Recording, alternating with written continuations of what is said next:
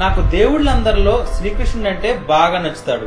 ఎందుకంటే ఆయన ఎవరిని గిల్లడు, వేరే వాళ్ళ చేత గిల్లేలా చేస్తాడు. ఆయన ఎవ్వరికి ఐ లవ్ యూ అని చెప్పడు, కానీ అందరూ ఆయనంటే పడి చచ్చిపోయేలా చేస్తాడు. ఆయనలోనే ఉండే ఒక యూనిక్ ఫీచర్ ఏంటంటే ఏ మ్యాజిక్ చేయకుండా తన చుట్టూ ఉన్న మనుషుల్ని, ప్రపంచాన్ని తన మైండ్ తో, తన మాటలతో కంట్రోల్ చేయగలుగుతాడు. ఈ రోజు ఆ శ్రీకృష్ణుడి చుట్టూ తిరిగే ద్వారకా నగరం యొక్క మిస్టరీని మనం ఛేదిద్దాం. ద్వారకా నగరం గురించి మీకు చెప్పడం కోసం నేను చాలా చదివాను, చాలా తెలుసుకున్నాను. కానీ మనకున్న ఈ 10 నిమిషాల్లో మీకు ఎంతవరకు అవసరమో అంతవరకే నేను టచ్ చేస్తాను. మీరు ద్వారకా యొక్క చరిత్రను నమ్ముతారో నమ్మరో రెండో విషయం. కానీ ఈ కథలో ఉన్న పాత్రలు మాత్రం బాహుబలికి బాబులా ఉంటాయి. Hi everyone, this is Vikramaditya and welcome to my channel.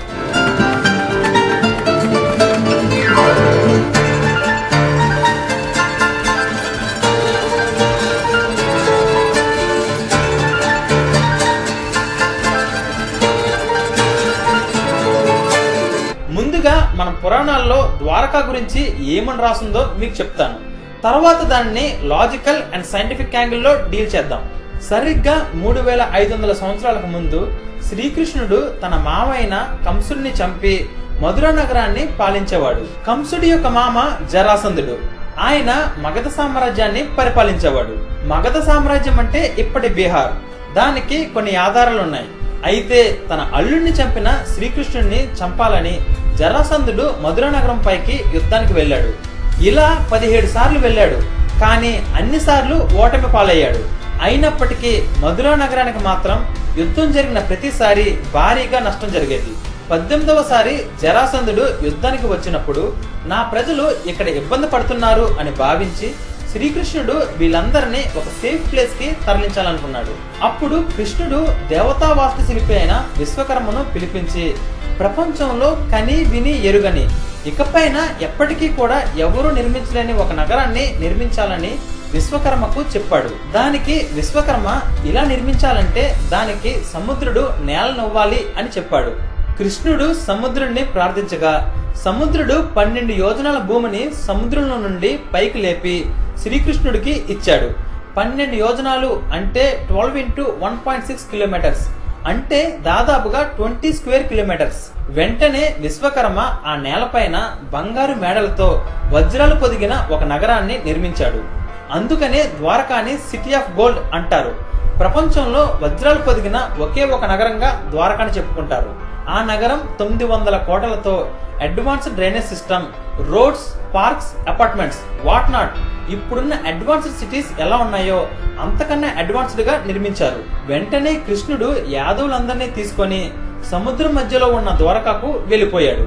ద్వారకాకు వెళ్లాలంటే కేవలం సముద్రం మీదుగా పడవలపైనే వెళ్ళాలి. ఇక జరాసంధుడి కష్టాలు యాదవులకి తీరిపోయాయి. కానీ అక్కడతో ఈ కథ సుఖాంతం అవ్వలేదు. కురుక్షేత్ర యుద్ధం పూర్తవుతున్న చివరి రోజుల్లో కౌరవుల్లో ఒక దుర్యోధనుడు తప్ప మిగిలిన 99 మంది చనిపోయారు. అప్పుడు కౌరవుల తల్లైన గాంధారిని పరామర్శించడానికి కృష్ణుడు ఆమె దగ్గరికి వెళ్ళాడు. అప్పుడు గాంధారి, ఏమయ్యా కృష్ణయ్య, ఈ కురుక్షేత్ర యుద్ధం జరగకుండా ఆపాలంటే నువ్వు రెప్పపాట్లో ఆపేవాడివి, కానీ ఎందుకలా చేయలేదు అని అడిగింది. దానికి కృష్ణుడు, అమ్మ గాంధారి, నీ భర్త అయిన ధృతరాష్ట్రుడు తన పూర్వజన్మలో ఒక హంస, దాని 100 పిల్లల విషయంలో పాపం చేశాడు. దానికి శాపగ్రస్తుడైన నీ భర్త గుడ్డివాడే, తన 100 మంది పిల్లలు తన బ్రతికుండగానే చనిపోవాలి అన్నది తన కర్మ అని చెప్పాడు. సరే, నా భర్త పాపం చేశాడు కాబట్టి తనకి శిక్ష తప్పదు. మరి పూర్వజన్మలో గాని ఈ జన్మలో గాని ఏ పాపం చెయ్యని నన్నెందుకయ్యా ఇంత బాధ పెట్టావు అని అడిగింది. అందుకనే నేను పడిన బాధ నువ్వు అనుభవించాలి. నువ్వు బ్రతికుండగానే నీ పిల్లలందరూ నీ కళ్ళు ఎదుటే చనిపోవాలి. నువ్వు ప్రాణంలో చూసుకునే నీ యాదవ జాతి అంతా నీతో పాటే నశించిపోవాలి.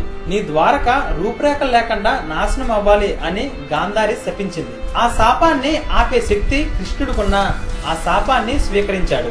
కురుక్షేత్ర యుద్ధం పూర్తయిన తర్వాత శల్వుడు అనే ఒక రాజు ఏలియన్స్ యూజ్ చేసే ఫ్లయింగ్ సాసర్ లాంటి ఒక ఫ్లయింగ్ మిషన్ తో ద్వారకా పైన అటాక్ చేసి యాదవులని చంపేవాడు. ఇంతకీ ఈ శల్వుడు ఎవరు అని అంటున్నారా? ఫ్లాష్ బ్యాక్ లోకి వెళ్తే రుక్మిణిని పెళ్లి చేసుకుందామని శిశుపాలుడు రుక్మిణి స్వయంవరానికి తన ఫ్రెండ్ అయిన శల్వుడితో కలిసి వచ్చాడు. కానీ అదే రోజు రుక్మిణీదేవి శ్రీకృష్ణుడితో వెళ్ళిపోతుంటే ఆపడానికి శిశుపాలుడు శల్యుడు ప్రయత్నించారు. కానీ యాదవుడైన బలరాముడు వీళ్ళిద్దరితో ఫైట్ చేసి ఓడించాడు. దీనికి ఇగో హర్ట్ అయ్యి అవమానం ఫీల్ అయిన శల్యుడు మొత్తం యాదవ జాతినే అంతం చేస్తాను అని ప్రతిజ్ఞ చేశాడు. దీనికోసం తపస్సు చేసి శివుడి దగ్గర యాదవులని అంతం చేయడం కోసం ఒక అడ్వాన్స్డ్ మిషన్ కావాలని వరం కోరాడు. శివుడు బోళశంకరుడు కదా, సరే అని శోభ అనే ఒక ఫ్లయింగ్ మిషన్ ని ఇచ్చాడు. దానిలో వాడిన టెక్నాలజీ ఇప్పటికీ ఇంకా మనకి అందుబాటులోకి రాలేదు. ఫ్రెండ్స్, ఒక మోస్ట్ ఇంట్రెస్టింగ్ కథ చదివితే చాలు అది ఒక మనిషి జీవితాన్నే మార్చేస్తుందంటే మీరు నమ్ముతారా?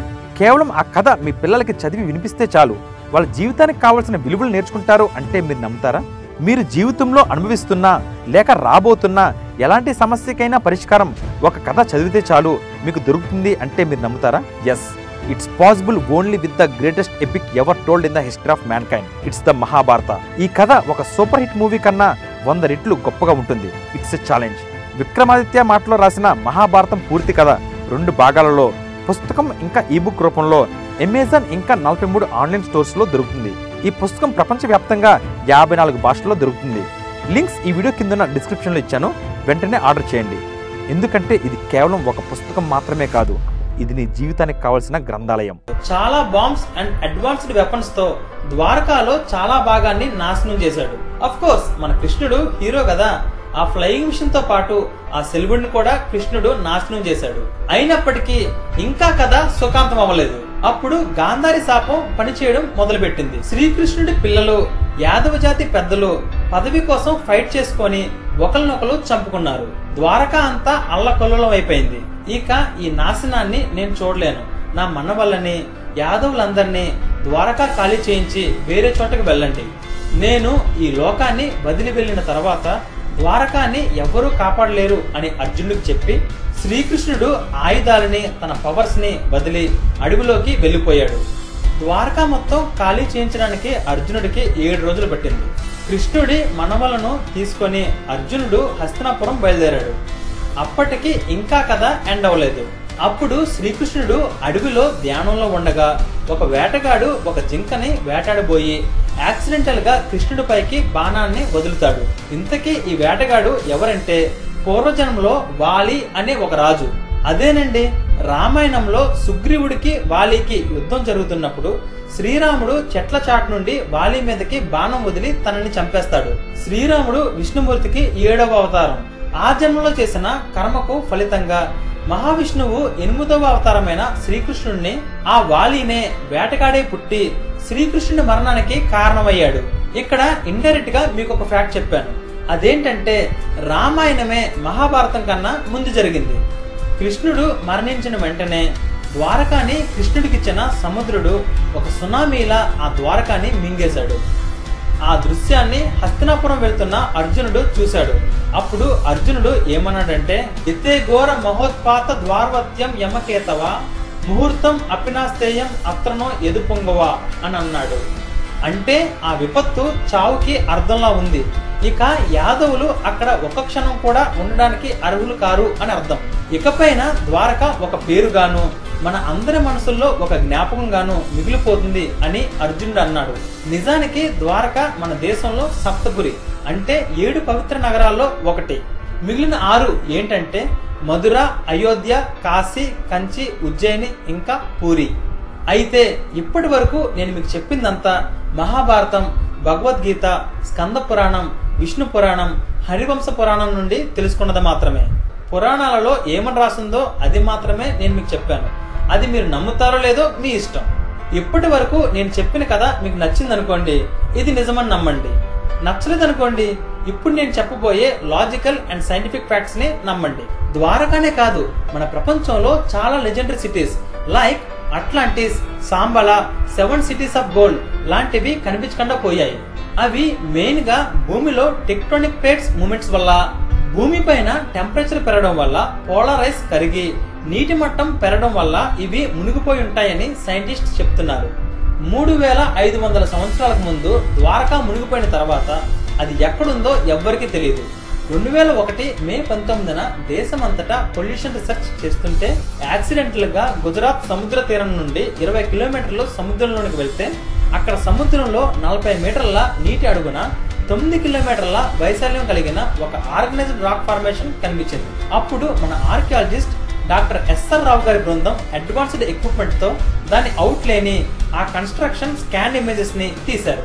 అప్పుడు ఎవ్వరూ ఊహించని నగరం అట్లాంటిస్ ఆఫ్ ఈస్ట్ ద్వారకా నగరం ఏమో అని అనుమానపడ్డారు.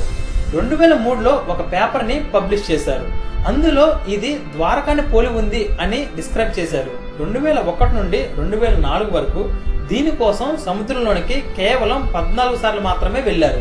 దీనికి కారణం అక్కడ రీసెర్చ్ చేయాలంటే నవంబర్ నుండి ఫిబ్రవరి వరకు కేవలం అలల వేగం తక్కువ ఉన్నప్పుడు, క్లియర్ స్కై ఉన్నప్పుడు మాత్రమే జరుగుతుంది. ఇలా చూస్తే సంవత్సరానికి కేవలం 40 రోజులు మాత్రమే అక్కడ రీసెర్చ్ చేసే అవకాశం ఉంది. అక్కడ నుండి కొన్ని వస్తువుల్ని సేకరించి బయటికి తీసి కార్బన్ డేటింగ్ చేయగా అవి 3500 సంవత్సరాల కన్నా ముందువి అని తేలాయి. కొన్ని వస్తువులైతే 5000 సంవత్సరాలవని, అంతకన్నా పాత వస్తువులు కూడా ఉన్నాయని గుర్తించారు. వీటిలో ముఖ్యమైనది ద్వారకా సీల్. ఇది ఇనుముతో తయారు చేసిన 3 జంతువుల తల ఉన్న ఒక చిన్న పలక లాంటిది. అప్పట్లో ద్వారకాలో నివసించే యాదవులందరి దగ్గర ఒక ఐడెంటిటీ కార్డ్ లాగా దీనిని వాడేవారని మన పురాణాల్లో ఉంది. ఇది ఉన్నవాళ్ళే ద్వారకాలో ఉండాలి అని కూడా రాసుంది. ఇదే కాదు, పురాణాలలో ఇచ్చిన ద్వారకా యొక్క డిస్క్రిప్షన్, సముద్రం అడుగునున్న ద్వారకా యొక్క లేఅవుట్ మెజర్మెంట్స్ చాలా వరకు మ్యాచ్ అయ్యాయి. అక్కడ డిస్క్రైబ్ చేసిన Dwarka seal, roads, drainage systems, parks ఇలా అన్ని మ్యాచ్ అవడంతో అదే ద్వారకా అని ప్రస్తుతానికి నమ్ముతున్నారు. అయితే ద్వారకా ఎప్పుడు మునిగిపోయిందో ఆ టైం ని ఎలా కనిపెట్టారంటే, మన పురాణాలలో కృష్ణుడి కాలంలో చాలా సార్లు సూర్యగ్రహణాలు, చంద్రగ్రహణాల గురించి ప్రస్తావించారు. వాటిలో ముఖ్యమైనవి 3 సూర్యగ్రహణాలు. మొదటిది పాండవులు వనవాసానికి బయలుదేరినప్పుడు, రెండోది 14 సంవత్సరాల తర్వాత పాండవులు తిరిగి వచ్చినప్పుడు, ఇక మూడోది అక్కడి నుండి 36 సంవత్సరాల తర్వాత. ఈ 3 70 సంవత్సరాల గ్యాప్ లో జరిగాయి. వీటిని బేస్ చేసుకొని డాక్టర్ ఆర్ఎన్ అయ్యంగార్ అనే సైంటిస్ట్ అడ్వాన్స్డ్ ప్లాంటరీ సాఫ్ట్వేర్ ని యూజ్ చేసి బ్యాక్ డేటెడ్ లో ఈ టైం గ్యాప్ లో ఎప్పుడు సూర్యగ్రహణాలు జరిగాయి అని క్యాలిక్యులేట్ చేస్తే ఎగ్జాక్ట్లీ ఈ ఫ్రీక్వెన్సీని మ్యాచ్ చేస్తూ 1493 బీసీ నుండి 1443 బీసీ వరకు ఇదే జరిగిందని కన్ఫర్మ్ అయింది. దీనిని బేస్ చేసుకొని మన పురాణాలని అనలైజ్ చేస్తే ద్వారకా ఎగ్జాక్ట్లీ 1443లో మునిగిపోయిందని తేలింది. అంటే 2016 కి ద్వారకా మునిగిపోయి 3459 సంవత్సరాలు అయ్యింది. 1700 బీసీకి ముందు ఇండియాలో అసలు సివిలైజేషన్ లేదని, అప్పుడు ఇండియాకి డార్క్ పీరియడ్ అని ఫారెన్ ఆర్కియాలజిస్ట్స్ అంటున్నారు.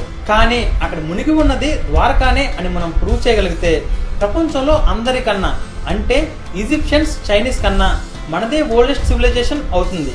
ఇండియా మీ అందరికన్నా ముందే డెవలప్ అయిందిరా అని గర్వంగా చెప్పుకొని అందరి నోళ్లను ముయించిన వాళ్ళం అవుతాం. అక్కడ సముద్రంలో ఉన్నది ద్వారకానే అని ప్రూవ్ చేయడానికి డాక్టర్ ఎస్ఆర్ రావు గారికి 14 కోట్లు ఖర్చు అవుతుందని సెంట్రల్ గవర్నమెంట్ కి ప్రపోజల్ ఇచ్చారు. కానీ మన గవర్నమెంట్ దానికి ఒప్పుకోలేదు. అదే గవర్నమెంట్ అమెరికన్ ప్రెసిడెంట్ ఇండియాకు వస్తున్నాడంటే ఒక్క రోజులోనే అంతకన్నా ఎక్కువ డబ్బే ఖర్చు పెడతారు. పాపం రావు గారు చివరి వరకు దీనికోసమే పోరాడుతూ జనవరి 2013లో చనిపోయారు. కానీ మనకి తెలియని ఇండియన్ చరిత్ర చాలా ఉందని, మన పురాణాలు కట్టుకథలు కాదని ఆయన మనకి గుర్తు చేశారు. ఎంతైనా రావు గారు మీరు గ్రేట్ అండి. ఫ్రెండ్స్, నెక్స్ట్ ఎపిసోడ్లో కంటెంట్ వేరే లెవెల్లో ఉంటుంది. Don't miss it. నేను రాసిన మహాభారత పుస్తకాన్ని ఇప్పుడే ఆర్డర్ చేయండి. లింక్స్ ఈ వీడియో కింద ఉన్న డిస్క్రిప్షన్లో ఇచ్చాను. అలాగే ఇప్పటి వరకు నా ఛానల్ని మీరు సబ్స్క్రైబ్ చేసుకుని ఉండకపోతే వెంటనే సబ్స్క్రైబ్ చేసుకోండి.